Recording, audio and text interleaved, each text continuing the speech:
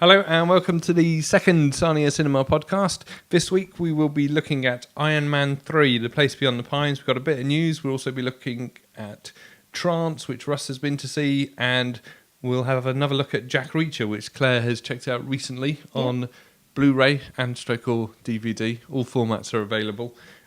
So first of all, I suppose the big film this week. Introductions, which I've got to last week. I'm Winter Tyson. With me are Claire Mockett. Hello. And Russ Calloway. Hi. Hello. And okay, so Iron Man 3. This is the third outing for Tony Stark, the borderline alcoholic narcissist who dons armour in Marvel's very ridiculously successful threequel to Iron Man, and of course the less well-regarded Iron Man 2. The story here is essentially that Tony's having a bit of a hard time after the Avengers, and some new baddies turn up, and it's the Mandarin. So what did people think of this film? Because I'm really conflicted about it. In that, as with all the Iron Man films, I think it's really well made. I think it's very well written. But I could not give less of a fig about Iron Man himself. I don't know why, I just don't find the character that interesting. But Downey Jr. is brilliant. What do you guys think of it? I'll go first then. Well, I was trying to think of like the film lately that we've seen. The third version, like number 3 in the sequence, has been Batman lately. Yeah. So for me, this film kind of did something similar that Batman did. It focused mostly on him rather than the superhero himself. Which, spoiler alert, just in case that you haven't seen it yet, at the end he said, well, I am Iron Man, whether I've got the suit or not, it's me underneath it who's controlling it, who's making those decisions. And so for me, this film did something really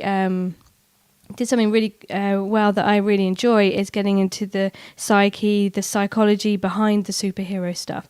Didn't go into great depth as we do sometimes with Spider-Man, but it gave us a little bit more insight. His character's going to do what he does anyway.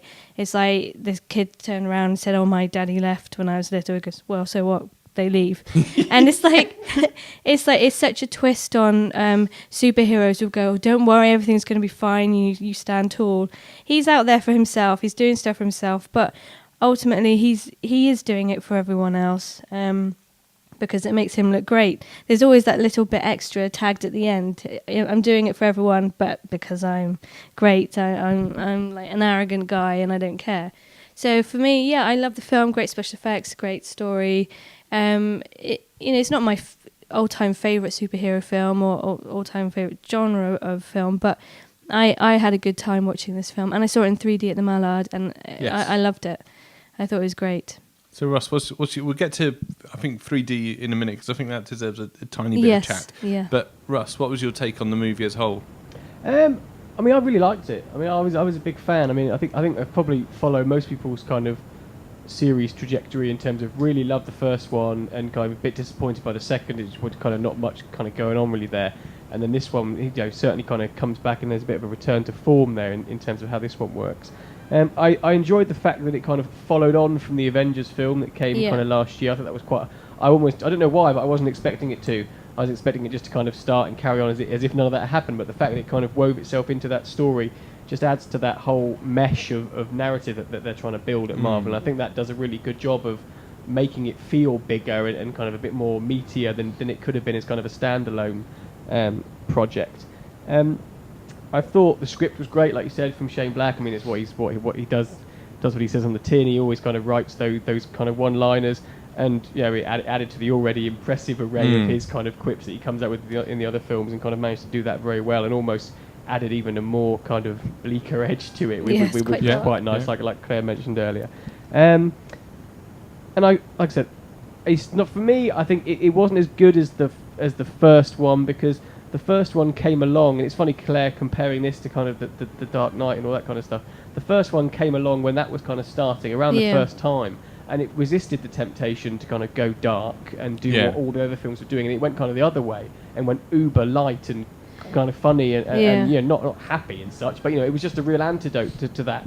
And this one, although you're right, kind of the narrative hints at that, it's still got that lightness to it and that comedy, which I really like. I think it shows that you can do it both ways. You know, it does work both ways. So yeah, I thought it was still a great way to spend 2 hours at the cinema, especially like Claire said, when it looked so good up at the Mallard. Yeah, no, I mean, well, you mentioned about Shane Black there, and I think there was a really odd scene where Tony is stuck. Sounds really weird saying Tony is stuck. It sounds like Tony Hart, or so. It sounds a bit low budget. So Tony's strapped to this bed, and he is strapped to a bed. It's upright. It's not a wind. And there's these two henchmen who are like watching him, and he does the old True Lies thing of, right, here's what's going to happen to you two in the next few minutes.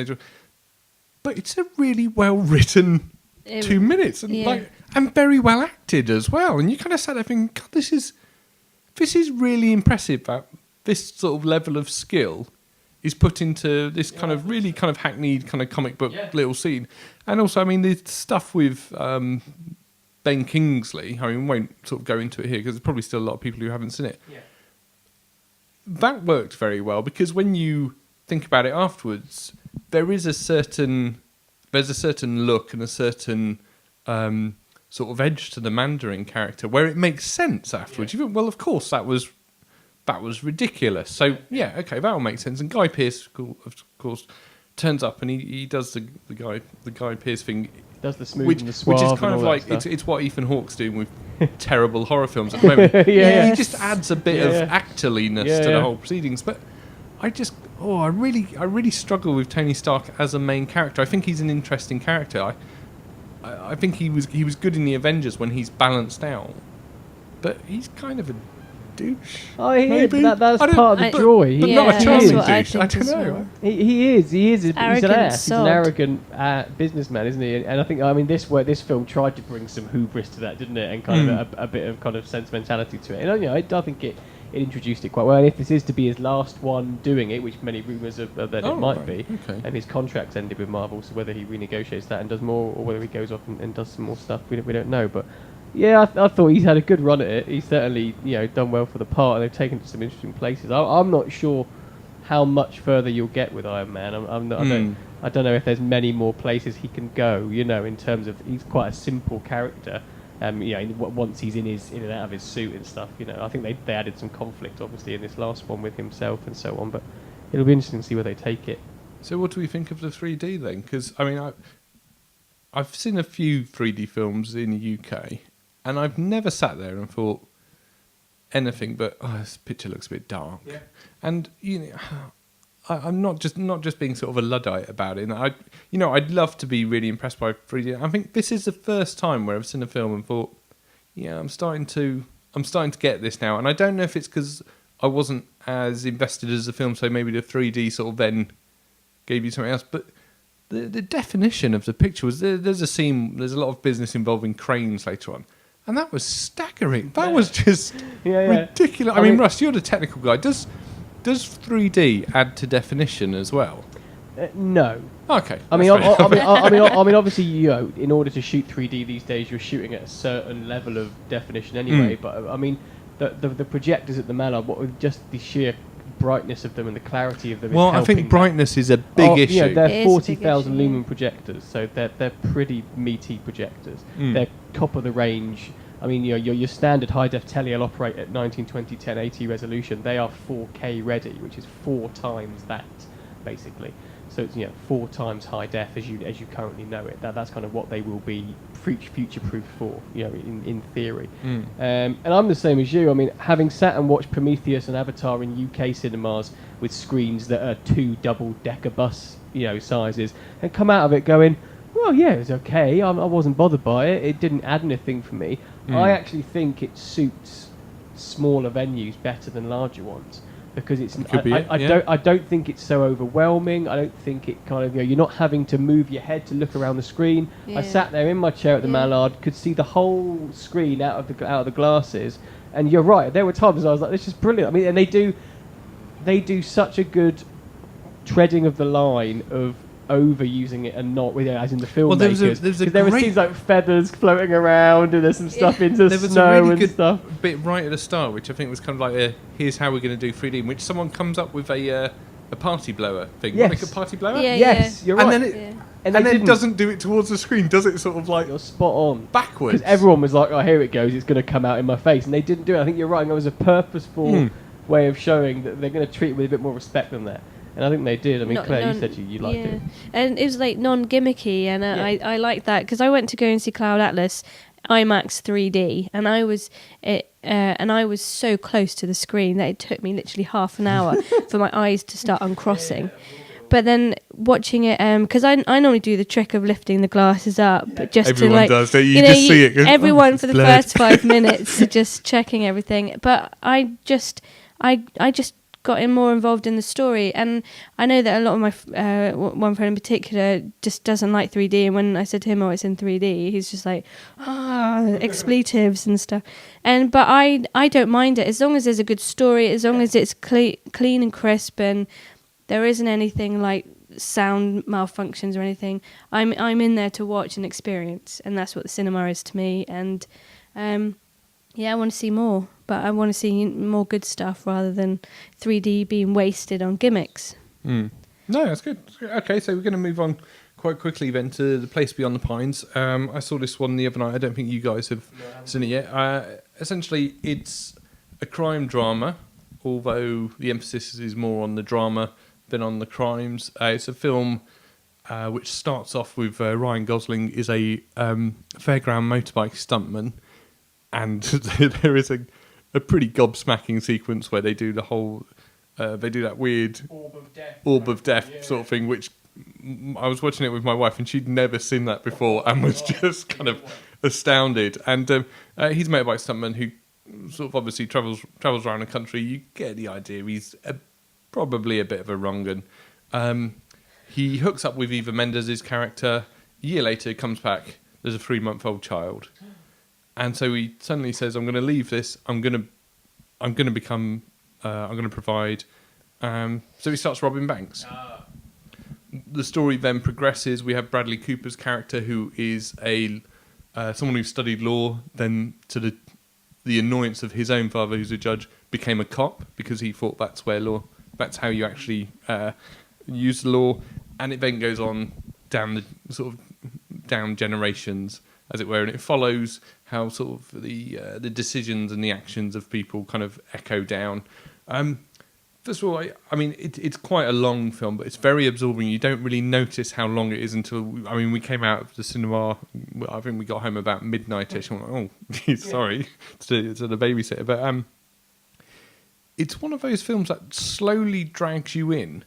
And because of its nature, at one point, Kate turned to me and said, I thought Bradley Cooper was in this. So you're a good, characters, it's not a film where sort of like everything is at the start all pre-made, and it's not a film, but you just can't figure out where it's going. There are several moments in the film in which sort of, I don't want to call them plot twists, in which plot mechanics sort of kick in, but they're never ones that you'd expect, and you never sat there just waiting for something to happen. And when stuff does happen, it's very surprising. It's also quite refreshing. In fact, it's all done in a very sort of understated way. And I'm just quickly looking on the old interwebs now because I can't see the guy's name, but the guy from Chronicles in it, in the lad who the evil chap, he's in it. He's playing one of many sons at sort of loggerheads with a father figure, and he's incredible. He's a great. I was watching him thinking, how has he got this career, and Anton Yelchin's the one, because they're the same person, I think, but he's like a really good actor, whereas that guy, Anton, I'm sure he's lovely and he's perfectly good, but it's odd seeing two people who are essentially the same person having two very, very different careers. And this whole film, the one thing that really stuck with me for the whole film was that shit happens within life that you either leave or you deal with it or you put up with it. But if you're rich, fuck it. whatever, and it's a really interesting. I think for the sort of current climate in the States at the moment, and they got this, this kind of whole thing about families on welfare and privileges, and there's a lot of talk from both sides about you're the elites, and it's a really interesting kind of stab. It reminded me of Killing Them Softly, and I'm terrible with names today. Ben Mendelsohn, I think from Killing Me Softly is in it. Oh, okay. And he's such a good actor. He looks like a broken version of Gary Oldman, which is really odd. But he's so good in this film as another kind of Slightly dirty. He's this kind of odd father figure to Ryan Gosling at one point, and this is one of those films. As a grown up, you come away from and you think, first of all, I'm glad it's a 15 because there were no frigging children in there chatting, and no one was in there yammering away. And you think, I'm really glad to have watched a film that treats you as a grown up. It lets you make your own conclusions about it. It doesn't judge anyone. It does that thing that The Wire did very well in that. Stuff happens in life, and it's not about being a good or a bad person, etc. But it's just nice just watching an adult drama in which, you've got the whole sort of parade of life, and it's complicated, but it's not complicated in a convoluted way. It's complicated in a... You should really listen to what these people are saying. You've really got to listen to it. And I thoroughly recommend this for anyone. It's 2 hours and 20 minutes, and I'm someone who will always say 90 minutes. Do your film in 90. But in this case, it's a genuine case where you thought, that's a perfectly well-filled 2 hours and 20 minutes. But moving on to other news, sad news today.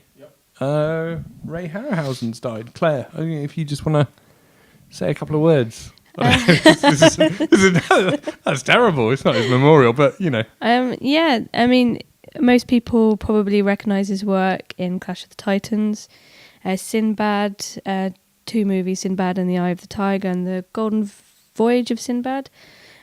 He's basically a stop-start animation special effects guy, and he literally inspired probably 2 to 3 generations of filmmakers. I'm going to put something up on the Facebook page for Sarnia Cinema, so check out a couple of videos that we'll put up on there to give you more idea of some of his work, because I think it's so stylistic, and he's got such a recognisable style that I think pretty much anyone who's into film has seen some of his work at some time. It was the first experience I had of watching animation, where I think it was Clash of the Titans I saw as a kid, and I couldn't believe that there was a skeleton moving. And it just freaked me out. When I was little, I was going, how is that happening? That is incredible. And it just started me off from then on, really, looking into how films are made, and it just got me really super excited about them. But it did that thing that Hitchcock always says is, what's the first thing that someone says to you when you're a kid is boo. Something scares you, and it just makes you really interested in it. It's some kind of random psychology kind of thing, but I think his work is... I went to go see some of his work at the London Film Museum, and it was just... His work is so intricate. Everything about it was just so well put together, especially in that time when everything was done. But yeah, I mean, if you're into it, read more about his work, and obviously, I think, are you showing? We are. Yeah, I was going to say, Cine Guernsey are showing Jason the Argonauts. One of his most famous ones that he was involved with the whole fighting skeletons and so on and so forth, which is a really great film. I was just kind of checking out actually when it was on. I think it's on the 15th of September, which will be a Sunday matinee. I think because it's like one of the last ones to show in our kind of summer of 60s season that we're doing this year. So obviously keep an eye on both the Sarnia Cinema Facebook page, but also Cine Guernsey one, and on Twitter, and obviously kind of in the local press, and we'll be publicising that heavily kind of as and when it goes. Okie dokie. And also in the sort of local news, we've got new plans for the increased size cinema. We've had a bit of chat on the Sarnia Cinema page about it. There seems to be the views of anywhere else but the Mallard and I'd go to the cinema to... is there the audience? I mean, just very briefly, because I mean, we've probably gone over this about 200 times because it keeps coming back and back. Yeah, like a broken record. What do you think? Just snap. It's tough. I mean, you know, I know a lot of people complain about the Mallard. I mean, we're kind of, you know, we like to support them as much as we can. And my only worry would be that they build a new cinema and the Mallard goes out of business, which I think is a shame. You know, it's not the be all and end all, obviously, you know. And I suppose if someone offers you one thing, then you might want to take it. And so it would be with a heavy heart that I'd see the Mallard go after. Like I say, I think they've put in so much good work to make that cinema better, especially over the last 12 months. I do have reservations over what size of cinema Guernsey can sustain. The worst case scenario is a big cinema opens up at Admiral Park, the Mallard closes, and in 12 months' time, the big cinema at Admiral Park closes. And then where are you? You actually, and that's conceivable. You know, if we go and build an 8-screen multiplex that holds 1,000 people, I don't care what you say, Guernsey will not sustain that. It will sustain it for a month when everyone goes to something new, and then it will fall to the same people that go to the Mallard every week, just sitting there by themselves watching. That's us, isn't it? That's pretty much us. Sometimes just us. Those of us when I sat watching Trance last week by myself. It was quite nice. Brilliant. But yes, so that, I mean, they're my reservations about it. I think we could conceivably end up with no cinemas in 12 months' time. That's terrifying. Yeah. I think, well, they say that obviously that when the tourists come in and stuff, that they'll more likely go to the cinema if it's in town. But then what happens when the winter months creep in and there isn't that footfall that they kind of would want, that kind of stuff worries me, as you said, that they'll get like the big influx of tourists coming in and, oh, what should we do today? Let's go to cinema. It's just here. And then, you know, I see that as a tourist coming to Guernsey thing to do. No, not at all. I mean, I've been to Jersey with work and gone to the cinema, and it hasn't been full. You know, I've been there a couple of times. Sustain its cinema particularly brilliantly, and they've got 3 times the population we have, and a lot more of them are younger as well. I'd argue. The thing with Guernsey is that there is a limited amount of stuff for teenagers to do, so one of the places that kids will hang out and go to, if it's close by, would be the cinema. So if parents want to go out for the evening and stuff, put the kids in the cinema.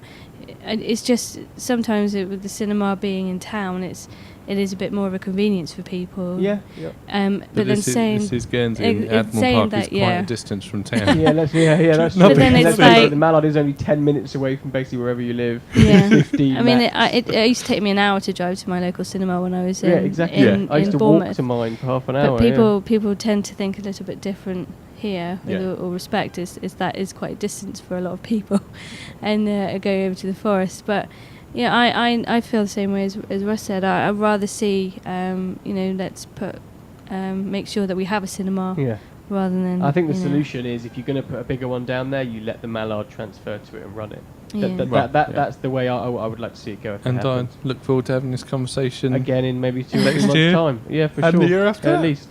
Okay, so just quickly, Russ, you just mentioned that you'd been to see Trance. Yep. I really enjoyed it. I think I mentioned to you, it's not a film I'd like to watch again. No. As much as I quite loved it.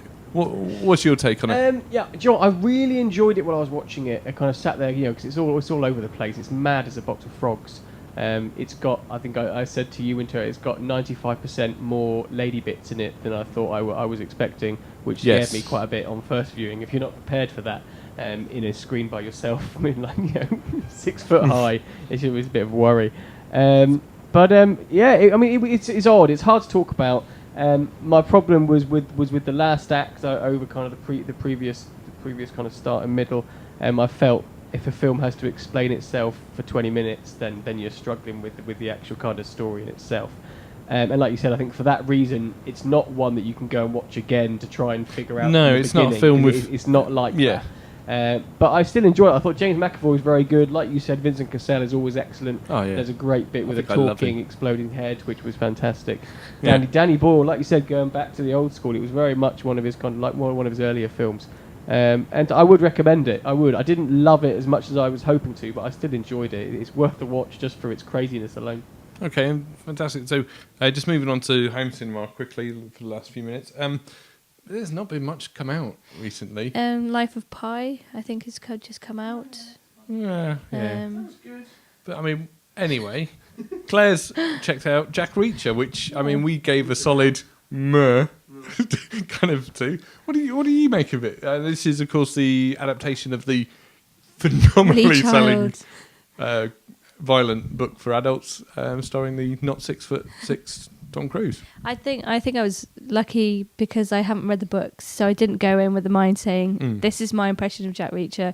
This is how it should be. I looked at it as a Tom Cruise film, and we've sat here was it the last time talking about Tom Cruise and saying about how amazing he is and great and everything. And to be honest, I just took the film as it was, and I just thought had a nice bit of conspiracy in there, which I love. A nice bit of action. Car chases always bore me. I'm not into car chases at all. And so when we go into like reams and like minutes and minutes and minutes of continuous action, that's when I get lost. I rather have kind of supervillains talking about how crazy they are than watching people shoot each other. But yeah, it's a really good film. I'm going to cough again. I've got hay fever. I do apologise. Unbelievable. But, sorry. But yeah, I just thought it was a really good film. There were some bits that I got really confused about whether what the actual sounds funny, but what the actual real proper plot was, because it's like, why did he need that? Why did that happen anyway? And so when I started thinking, building regs, yeah, and I didn't kind of get it. I was like, I remember saying to my friend afterwards, why were they trying to do that in the first place? So I think you got so lost into what they were actually trying to discover rather than the real reason behind everything.